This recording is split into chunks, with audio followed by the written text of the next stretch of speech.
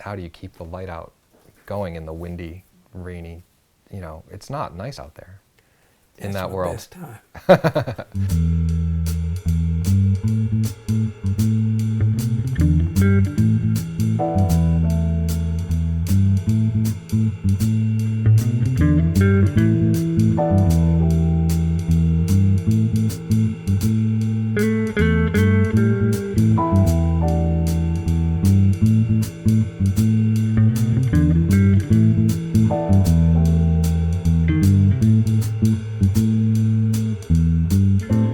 Today I'm honored to be sitting down with Barry Moser, who doesn't like to take the title of artist. He prefers the title of booksmith.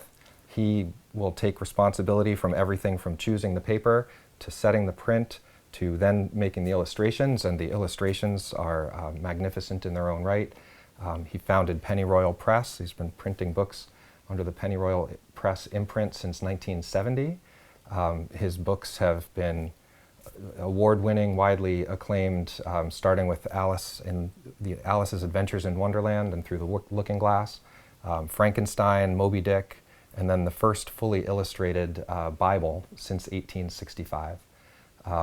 It's a real pleasure to sit down with you today to talk about how this amazing career has kept going all this time. It's nice to have you here. Oh, thank you so much. I guess I'd like to start with where you knew that this was going to be the track you were taking. My mama told me that I was born with a silver spoon in my mouth. And she was absolutely right. My daddy also told me that I could fall in a tub of shit and come out smelling like a rose. And that's just as a personality trait? That's just how you were cut? Huh. Because I'm easygoing. I'm not at all temperamental. And I was having a conversation one time with Donald Hall, and we were talking about, we'd just done a reading together, and we were having drinks and eating a late dinner and talking about teaching.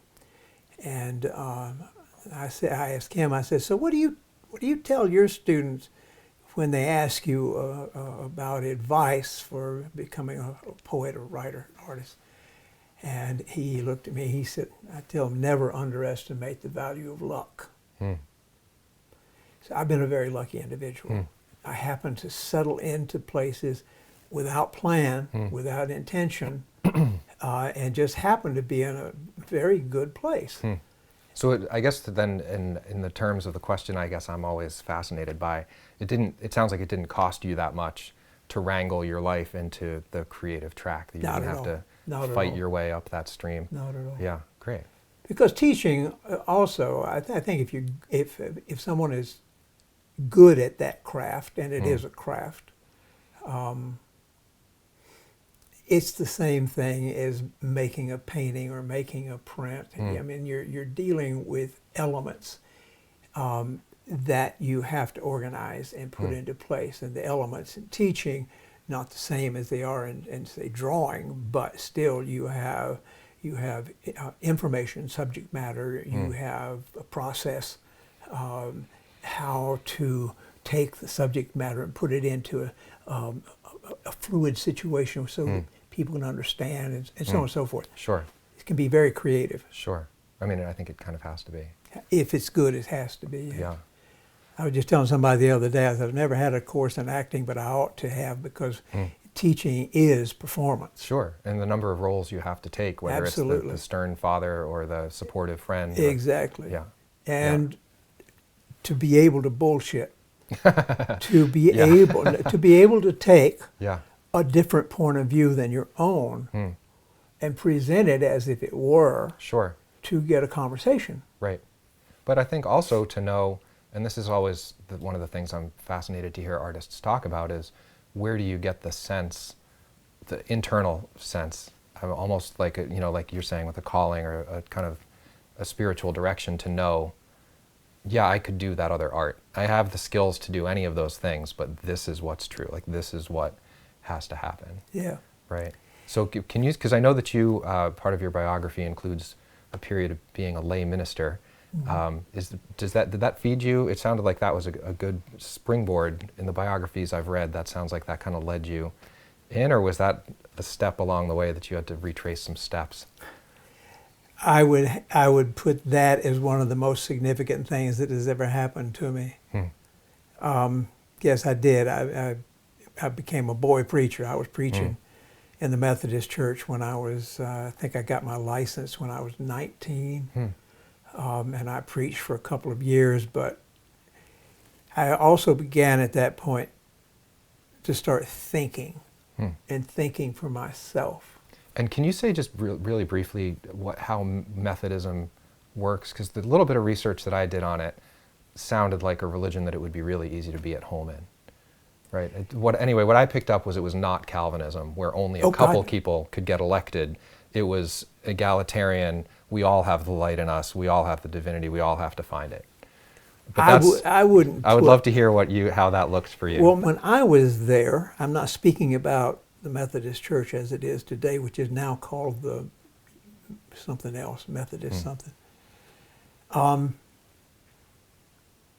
When I was there, it was anything but egalitarian. Which is one of the reasons I left the church. My father was the manager of Chattanooga Golf and Country Club, and he had a man who was the chef. He was a big black man, and who was a deacon in his church, Baptist church, and he wanted me to go to church with him, and I told him I couldn't because Daddy had killed me, and so one day though he said, "Well, you don't have to tell him." And I said, "Oh, you're right." So I went to church with John, and I was well received. In fact, the preacher had me up there to say the morning prayer, which was quite an experience. And so are you the only white face in this? I was the only white face within probably a quarter of a mile radius, and I was perfectly welcome. But had John gone to church with me in my church where I was preaching, would have been a different story. He would have probably been hurt, I don't know, but more than likely. With the people that I knew, God only knows what would have happened. But he certainly would not have been welcome. In fact, that's the long and short of it. Sure. So it's not egalitarian in the least, but they are not of the Church of Christ, or the Holiness Church, and those sorts of organizations who believe that they and they alone have the keys to the kingdom of heaven. I guess that's as far as I meant the egalitarian. So, and you were representing, you were preaching. Oh God, yes. With the wisdom of a 19-year-old. And when I think about that now, I am sorely embarrassed by it. Sure. I can't imagine how I ever had that kind of arrogance. Sure. There is another factor that comes into this that I'm reluctant to talk about. And that is that I have an issue with religion. And the King James Bible, approaching that from my agnostic point of view, became very much my personal, I hate the word manifesto, but my personal attempt to express my religious leanings. So are you saying that the fact of the book and the craft of the book became a credo that could carry the contents of the book? Basically, just the images. Because you're dealing with a specific text, so I'm not manipulating the text in any way. Sure. No, I'm talking about the image making. Because I was bringing to that my own perspective, my own theology, as it were. There are no halos in this thing. Every figure, there are 269 images, mostly human beings. And all of the men were bearded. Because, all the books of the King James Bible, the Christian Bible, all of them, without exception, were written by Jews, not Gentiles. Therefore, I wanted all of my characters to look Semitic. I wanted to use people that were recognizable, not in any way glorified. The man who modeled for my Jesus was a chef at a restaurant up in Amherst called Pinocchio. He's dead now, God bless him.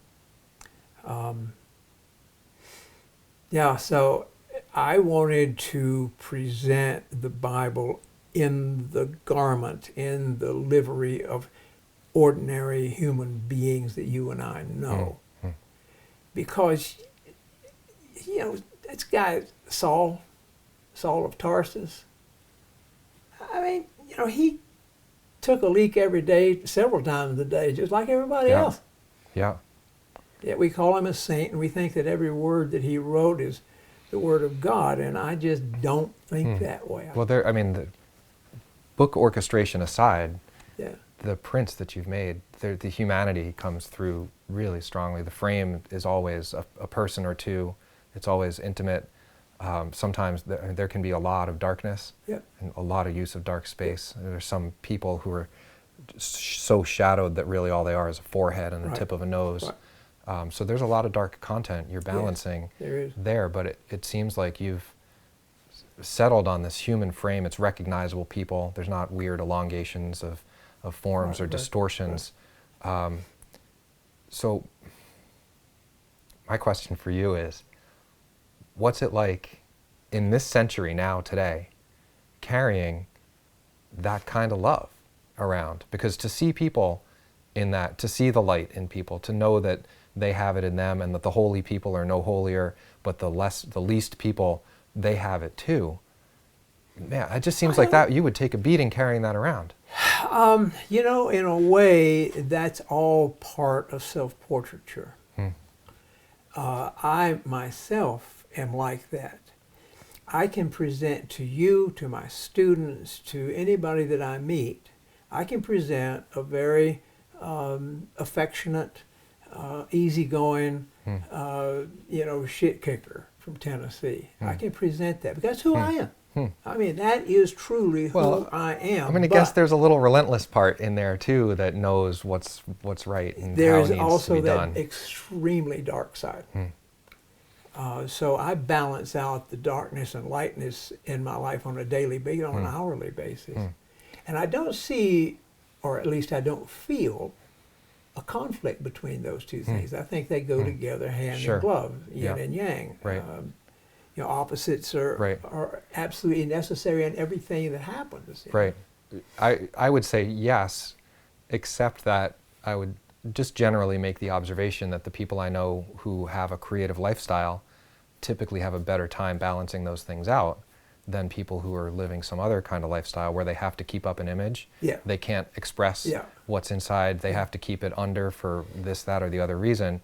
And so then, you know, they'll typically come to the creative people and say, you have to express my feelings for me. Or can you be the repository?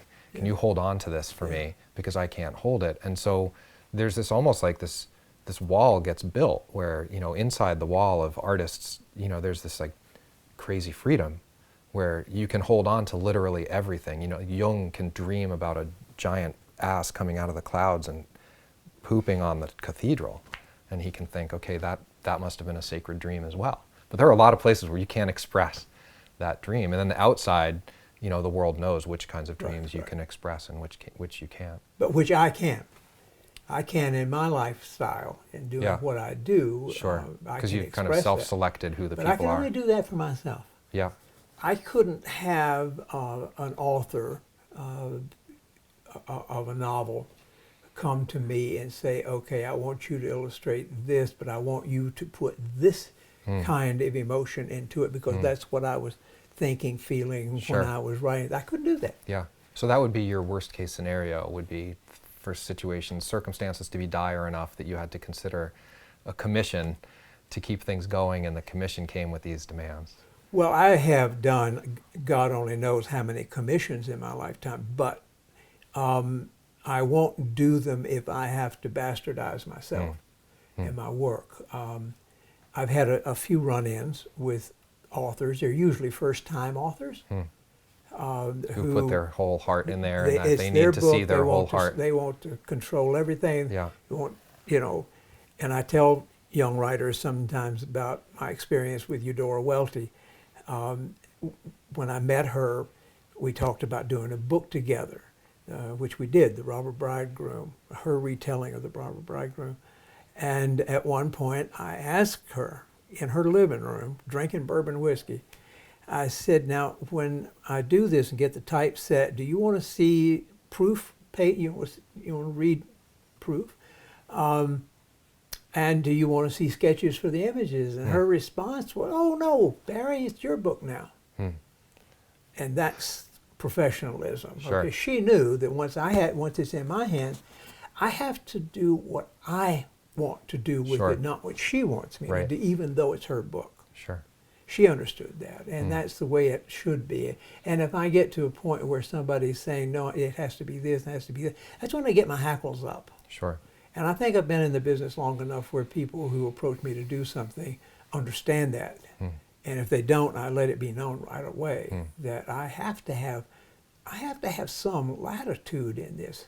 I can't just, do what you want me to do. Otherwise, you can get somebody who'll work a lot cheaper. Sure. Now, when I'm not working, I am generally working. Yeah, sure. If you know what I'm saying. Yeah. When I I think that's leave the and go artist's have religion. lunch, I'm still thinking about Sure. what I'm doing. When I wake up in the morning, generally speaking, the first thing that comes to mind is what I'm working on. I think it's an emotional landscape. You just try not to leave any more than you have to get distracted by other concerns out there. I just don't think about it that much. Yeah, about the other concerns. For me, it's a matter of just getting my ass out of bed in the morning and going to work. Yeah. Yeah. The same as if I had a job in an auto repair shop. Sure. I just get up and go to work. Sure. And that's one of the things that people on the other side of this thing that we're talking about don't understand is how bloody difficult it is to work alone and to work in your own house. Sure. You don't have the insulation you do as you would if you're working in an office, or nobody will come and interrupt me in the middle of my class. Nobody.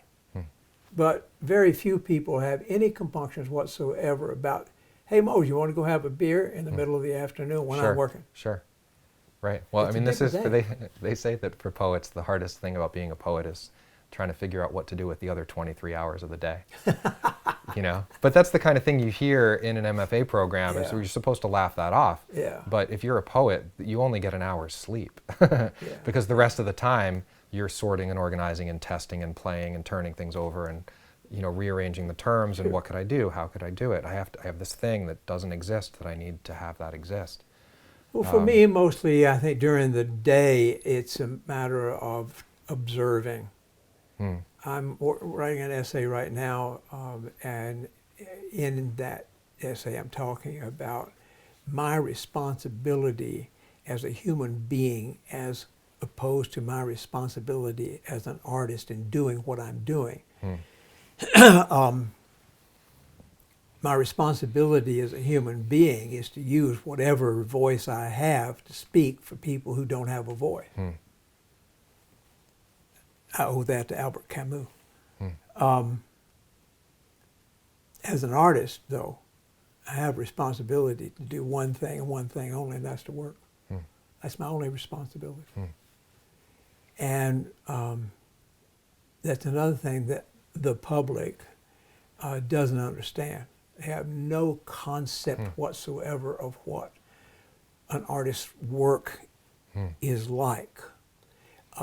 It's because we've been given these false images. The Van Gogh, who is the stricken, driven artist. Who's slightly mad and never sold a painting in his life. He only sold one, and going on. It's the caricature everybody loves. Exactly. Yeah. But it's not true. Sure. I mean, by and large, it is simply not true. Artists don't starve. Some, like Raphael, the sucker lived in a palace.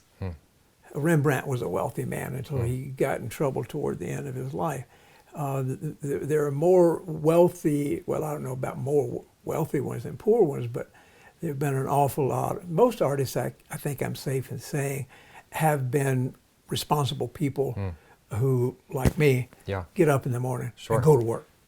If I'm writing, writing an essay or whatever, or if I am inventing, if I'm composing an image, I don't listen to music.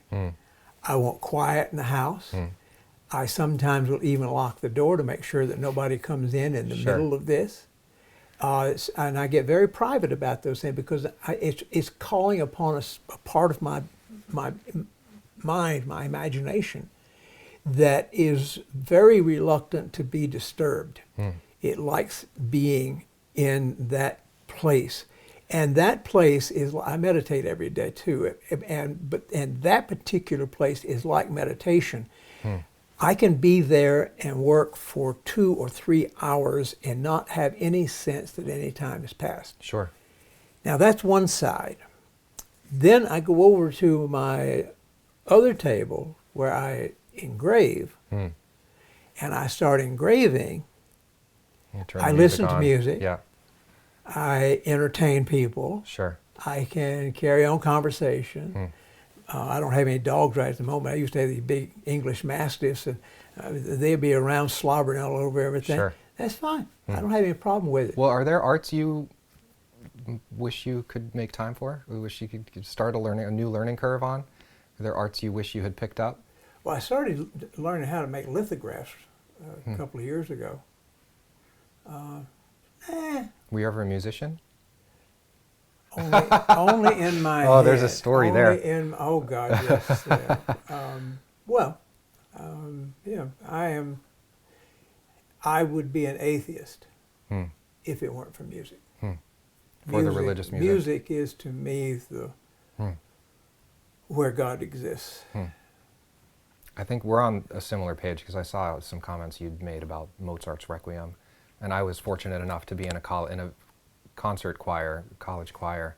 We would sing that with 250 people in an orchestra, and so I think I still have that by heart. Yeah, it's hard to get out. To carry that, and Verdi and Brahms and the Requiems are magic. Yeah, I have very Catholic taste in music, from blues. I love blues and A little C Catholic. all kinds of. I'm not big on a lot of rock and roll, only because I don't know. It gives me no pleasure. Yeah. That's probably And a fair way to I characterize can't exactly say that Mozart always gives me pleasure either, because with the Requiem, that's what I'm talking about earlier. There's something so incredibly, profoundly beautiful, and yet profoundly dark. Sure. So it's entertaining on the one hand, Right. and mourning on the other. Right. And it's doing it at the same fucking time. Right. I'm sorry, are we on camera? Yeah. No, that's perfect. That's the stuff. I mean, I think if art can't do that, if art can't hold those two things at the same time, it's not. What is it? It's decorative. It's decorative. Language is the same way. Yeah. Language it can get down into the gutter. Yeah. And it can also, what's the last line of Dante, the comedy, Arriva le stelle. It can reach up and see the stars. So it's that plasticity of language. It's just also the opposites. Sure. And that's what makes language such a beautiful medium, is plasticity. Sure. Well, I think that, before I ever created anything or when I first started thinking creating something might be a possibility, I think you start reading with that. I think of it like sniffing, for a scent of legitimacy, and you want to see that the dark notes are in there in order to keep going. Because if you don't see them, you wait, you want to know that somebody has that range to go into the dark things. And if you don't see it, you think, oh, okay, well, this must be. The phrase that I heard for it is, poetry begins in passion and ends in categorizing your disappointments. That you just, I know where to put that. That's good. I'm glad that exists. But I think that I don't know how many things. I think that maybe your job as a person is to make your heart big enough so that you've got a whole library in it of all the good people, as all the equipment that when somebody comes to you with an experience, you say, "Oh, my friend, let me give you this book." Well, that's the way I think of language. I mean, there are no words in the English language that I won't use. No, that's not true. There's one word that I use in my writing. I use in public addresses. It's the pernicious N word, because it's so much a part of me and my history. Where that all comes from. But somebody, I wish I knew who said this. It was a news commentator back in the 60s during the Birmingham riots. And he said, the word fuck is not a bad word. A bad word is the word nigger on the lips of Bull Connor. And that's exactly so. And that's the one word that my children growing up were not allowed to say under any circumstances. Of course, they would say to me, "Will you say it?" I said, "Yes." And when I say it, it's in context. It's telling you stories about my racist upbringing. Because I can't talk about my Uncle Floyd, who was a Klansman. I can't talk about him talking about black people and calling them African Americans. Yeah. Yeah. It doesn't work. Yeah. No, it's these games we end up... The truth is not confessed. Yeah. Yeah. So. No, I think that's the big challenge for art. I just read Blues for Mr. Charlie recently, trying to get into the mindset, trying to inhabit that, to know what we're up against, to shine the light even there, to take it into the man who could have murdered. It was Emmett Till, right? Yep. In Money, Mississippi. Yeah. Yep. Yeah, well, that's another subject that we can get very deep into. Well, it sounds like you're on your way there. If the life of Frederick Douglass is the next thing on your plate. Exactly. Well, I'm almost. Well, I'm well into it. Yeah, yeah. And it's going to be a Pennyroyal Press book. We're going to, hopefully, we'll have it printed next year, and where I'm hoping that I might be able to get a secondary publisher to publish a trade edition, because we're only going to print 35, 40 copies. Oh, wow. And to put the kind of work into something like that. And hand it over to a small... And only have 35 people be able to see it, or 35 institutions where people can come in and see it there. Right. It's not egalitarian enough for me, for my taste. So I'm hoping, I have to offer it to Algonquin, because I'm under contract with them they have a first refusal. Right, a first refusal for, got it. If they don't take it, then I'll start shopping showing it around. Sure. See what happens. I mean, that's a deeply American set of things 2020 to step is into. the sesquicentenary. Yeah. So it's a good selling point. Sure. Yeah. Thank you so much for taking that on. I mean, that's a lot to hold, and I think you have to have a lot of equipment to do that kind of living. Yeah, it's dark. I had to do an image the other day. Well, I didn't have to. I'm Well, when the voice says you have to, it tells you have to. Well, I've got these images that all have to do with slavery, beginning Africa, coming all the way up to my uncle, the Klansman, who rode shotgun on a chain gang. So it's coming all the way up to the 20th century. Because, slavery, even to the point of people being whipped, was in effect until the World War II. There were labor camps where black people owed a debt, and then when they went to their servitude was their term of whatever is over, then they would have to pay the money that they owed to the general store or whatever it is. They couldn't pay that, so they had to go back into service again, and it was just this unending process. That went on until the 60s. And we white people think that, hey, we're done. That shit's in the past. Well, it isn't in the past at all. Yeah. So the images that I'm dealing with are not illustrating Douglass's narrative. It's a 13-panel meditation on slavery. And white people aren't seen in a very good light. including didn't present myself. themselves in a very good light for a long So time. it's really dark stuff. And the last one I was working on, which is, I had to do it because you can't. Frederick Douglass's father was a white man. We know that. He tells us that. Now my question is, and this is what brought this image up, my question is, did he impregnate Frederick Douglass's mother affectionately, or did he rape her? I think the answer is the latter. That would be my impulse. And so I'm acting on that and did a composition of a woman being raped. And for a man to get into that arena is difficult enough. But to get into that arena and it being a black woman is double difficult.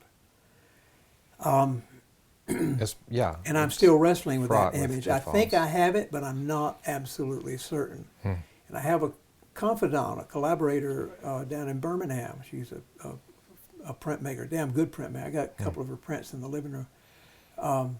She's a black woman, and she and I have this intense conversation, which is very funny as well. But we have this long conversation now, 3 or 4 years, where we talk to each other about race. And it's really rare that a white person and a black person talk about race with each other. Black folks talk to black folks about racial issues. White folks talk to white folks. Well, let's be honest, it takes white folks to have to move some distance to get close enough to that conversation. The conversation's not happening because the black folks don't want to have it. It's usually not happening because the white folks don't even know that it's in the room. Has been my experience, I'll put it that way. Yeah. So to get that conversation going is, that's a trick. Well, it's been very important, especially important to this, because everything I do, I send to her. I want to make sure that I'm not missing something. When my memoir, when I was working on the memoir, she read that too. And when I went out on the road when the book was published, doing my little speech and what have you, she was, I wouldn't say instrumental necessarily, but she gave me some points. And the big one was, Bubba, you've got to be aware of white privilege. You can't let that get away from you. You have to address it. You have to own up to it. That's a long inventory. Yeah. That's a really great spot to leave this. I'm going to thank you so much for your time sitting down. Love having this conversation with you. My pleasure. Me too. Thank you. Thanks for tuning in. See you guys next time.